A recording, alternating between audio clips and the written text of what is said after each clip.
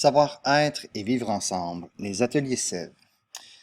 SEV, c'est une approche qui est quand même assez récente, qui a été mise en place par Frédéric Lenoir, qui est un philosophe et un sociologue français. Vous avez probablement entendu parler de lui, il est souvent dans les médias, très populaire au Québec, fait souvent des conférences. Frédéric Lenoir s'intéresse depuis quelques années à la philo pour enfants et il considère que par la pratique de la philosophie et la pratique de l'attention, on pourrait réussir à changer le monde en une génération. Alors, une idée quand même assez ambitieuse qu'il a, et c'est la raison pour laquelle il va mettre les ateliers SEV en place. Le but de ces ateliers-là, bien directement en lien avec l'idée de changer le monde, c'est de permettre aux jeunes, aux enfants, de grandir en discernement et en humanité.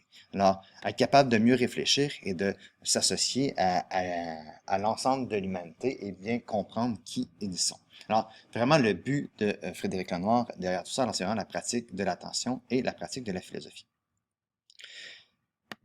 Il va s'appuyer pour ça, fondement, sur l'idée que la méditation et la pratique de l'attention, quelque chose qui pratique, qui fait la promotion depuis longtemps, sont une façon de se poser, d'être dans le moment présent, de faire un retour à soi et se dégager des encombrements qu'on peut avoir. Alors, c'est ce qui va permettre de vraiment se coller à qui on est pour se débarrasser de tout, pour faire un retour à soi. Alors, cette méditation-là, qui est un premier mouvement important pour être en contact avec soi, pour ensuite être être en meilleur contact euh, avec l'espèce humaine, pour trouver des repères grâce à la philosophie dans l'expérience humaine. Alors, vraiment, la philosophie va permettre, une fois que tout est désencombré, qu'on est capable de faire le vide, de retourner vers quelque chose sur lequel on va pouvoir s'appuyer, des repères pour construire notre expérience humaine.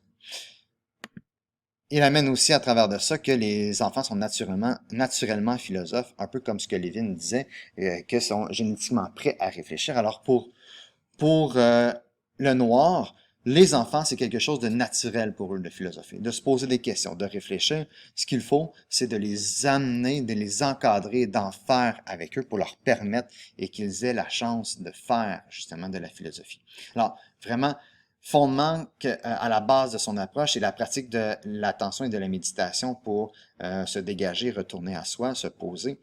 La pratique de la philosophie pour offrir des repères, parce que dans l'expérience, dans la philosophie, il y a plusieurs repères qui nous permettent de comprendre l'expérience et que rendre accessible aux enfants, de permettre aux enfants de le faire, parce que naturellement ils le font. Il ne faut pas perdre cette nature qui est déjà présente chez eux.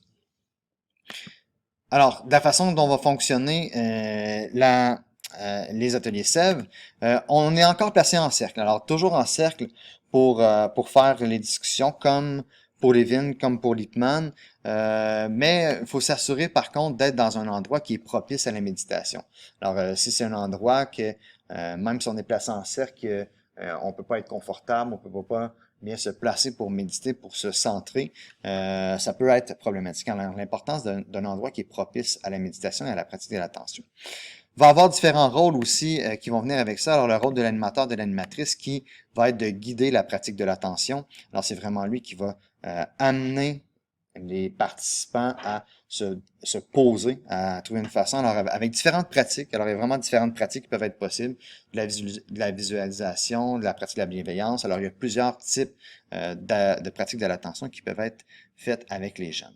Ensuite, il va y avoir la proposition d'un thème qui va vraiment être amené par l'animateur et l'animateur, comme pour la communauté de recherche ou pour la DVDP, son rôle va être aussi pour les réfutations socratiques, mais aussi de questionner, mais aussi de mettre en relation les interactions, les individus, mettre entre eux, mais aussi mettre en relation avec l'histoire de la philosophie pour leur permettre d'aller chercher ces repères-là pour penser leur expérience, penser leur humanité. Les participants, quant à eux, sont vraiment là pour réfléchir, construire et travailler de cette façon. Alors, contrairement à ce qu'on peut voir chez Lippmann, chez Levin ou chez Brénifier, il n'y a pas une conception préétablie de la pensée, mais il y a une certaine conception de la philosophie qui est là. Dans le déroulement des ateliers SEV, c'est sensiblement toujours de la même façon. Alors, on commence avec une courte pratique de l'attention pour permettre de se poser, de se centrer, de se concentrer, suivi ensuite par la présentation d'un thème et une clarification sommaire. Souvent, c'est le temps où l'animateur peut déjà amener certaines définitions, certaines clarifications philosophiques, historiques qui ont été données de ce thème-là pour amener à réfléchir. Et la discussion qui va être nourrie justement par l'animateur qui va apporter des éléments, des citations, des définitions qui ont été données par des philosophes pour approfondir la réflexion. Et tout ça avec un petit journal philo, la plupart du temps accompagné d'une réflexion individuelle, d'un petit retour personnel dans le journal philo qui peut être consulté, servir à différents éléments. Alors voilà le déroulement des ateliers SEV mis en place par Frédéric Lenoir. Vous avez la présentation de 5 approches qui sont assez populaires dans la francophonie, en Amérique du Nord et en France. Il y a plusieurs autres approches aussi possibles, entre autres en Angleterre, en Grande-Bretagne. Il y a d'autres approches en philo pour enfants. Il y a des approches aussi en Amérique latine, en philosophie avec les enfants. Adolfo aura la chance de vous présenter, de vous faire vivre un atelier de philosophie avec les enfants. On a différentes façons de pratiquer. Alors, il n'y a pas une seule approche, il y a vraiment plusieurs approches en philo pour enfants qui sont tous inspirés de différents éléments que vous aurez la chance, en fait, de différents principes, différentes dimensions que vous aurez la chance d'aborder ou que vous avez déjà abordé, dépendamment d'où est-ce que vous êtes un peu plus tard pendant le module.